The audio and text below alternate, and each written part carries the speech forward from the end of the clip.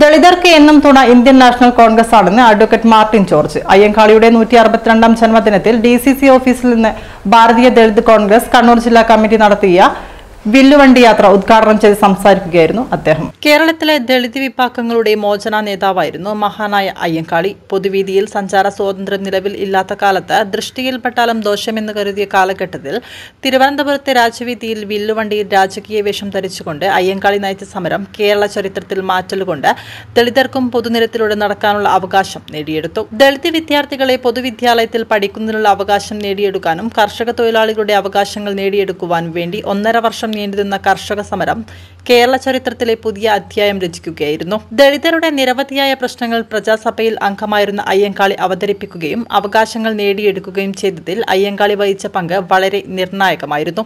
DCCയിൽ വെച്ച് നടത്തിയ പുഷ്പാർച്ചനയ്ക്ക് ജില്ലാ പ്രസിഡന്റ് വിജയൻ കൂട്ടിനെഴുത്ത് നേതൃത്വം നൽകി. അനുസ്മരണ സമ്മേളനവും റാങ്ക് ജേതാക്കൾക്കുള്ള അവാർഡ് ദാനവും സാമ്പത്തിക സഹായ വിതരണവും അഡ്വക്കേറ്റ് സജീവ് ജോസഫ് MLA ഉദ്ഘാടനം ചെയ്തു. കാട്ടാമ്പള്ളി രാമചന്ദ്രൻ, ആന്തൂരൻ, വസന്ത് പള്ളിയാമുല, ബിന്ദു അഴീക്കോട്, P. ചന്ദ്രൻ, ബാബുരാജ്, DCC ഭാരവാഹികളായ Sudeep James, Suresh Babu Elayavoor, Rasheed Kavayi, T. Jayakrishnan, Manoj Kuveri, advocate Indira, Noushad Blathur, Kayakkul Rahul, Kookkiri Rajesh, Ushakumari, CH Seema, Baby Rajesh, K. Maneeshan, Rajeevan Minnadan, Sreejith Pongadan, Sunil Ittammal, Premalatha Taliparamba, KC Padmanabhan, Sathyan Narath, Ramakrishnan, Aneesh Kariyad, CK Padmanabhan, Aneesh Kumar, Pradeep Varam, Pradeepan Dharmadam, Athazhakunnu Vikas, Athazhakunnu Satheesan K, Lineesh തുടങ്ങിയവർ സംബന്ധിച്ചു.